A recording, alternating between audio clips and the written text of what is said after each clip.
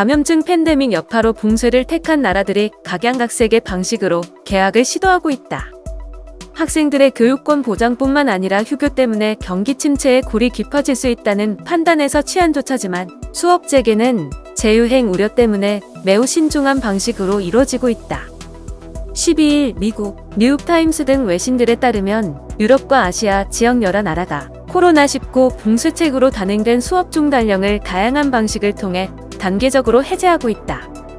코로나19 진정세를 확신할 수 없는 상황에서도 이들 국가가 개학에 모험수를 둔 까닭은 경제활동 재개를 더는 미룰 수 없다는 공감대에 있다. 휴교 기간에는 학생들을 돌봐야 하는 부모들의 출근도 제한돼 나라 경제활동이 정체된다. 개학으로 어린 학생들이 학교에 가면 육아에 숨통이 트이는 학부모들이 일터에 복귀함으로써 마비된 경제에 일부 시동이 걸린다는 얘기다.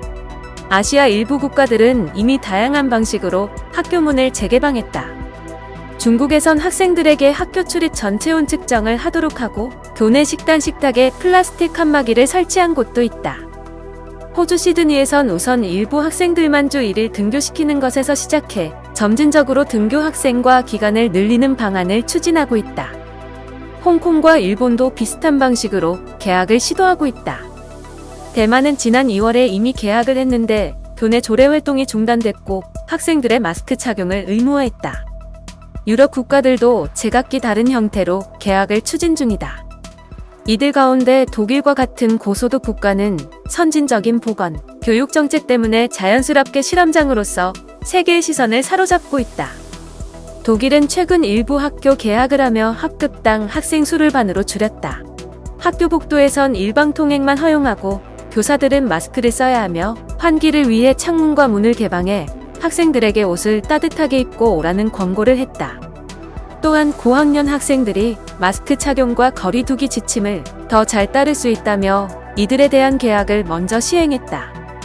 반면 덴마크는 어린이들이 코로나19 감염 위험이 가장 적고 부모들에게 가장 의존적이라며 유치원과 초등학교의 운영을 우선 재개했다. 프랑스 역시 오는 12일 유치원을 우선 개원한 후 이달 말에 초등학교와 중학교 개학에 나설 예정이다. 고등학생들은 당분간 원격 수업을 받는다는 방침이다. 벨기에, 그리스, 호주 역시 조만간 일부 학년에 한해 개학한다. 스페인과 이탈리아 등 코로나19 피해가 심각한 일부 국가는 가을까지 개학을 미룬다는 계획이다. 이들 국가에서 코로나19 팬데믹 감염 위험이 소멸한 건 아니지만 위생 수칙만 철저히 지킨다면 개학은 비용보다 이득이 높다는 주장이 제기된다. 독일 베를린에서 근무하는 사회복지사 조피르테는 특히 저소득층 아동들의 폐교로 고통받는다고 MIT에 설명했다. 그는 학생들을 아예 추적하지 못하고 있다며 학교는 학습 장애부터 아동학대에 이르는 모든 일을 통제하는 기구라고 강조했다. 하지만 개학 이후 코로나19가 재확산할 수 있다는 우려 역시 나오고 있다.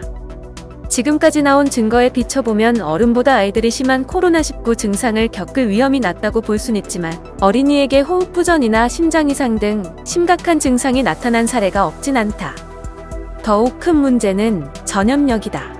아이들은 코로나19에 감염돼도 증상이 나타나지 않는 경우가 많아 검사 및 추적이 어렵다.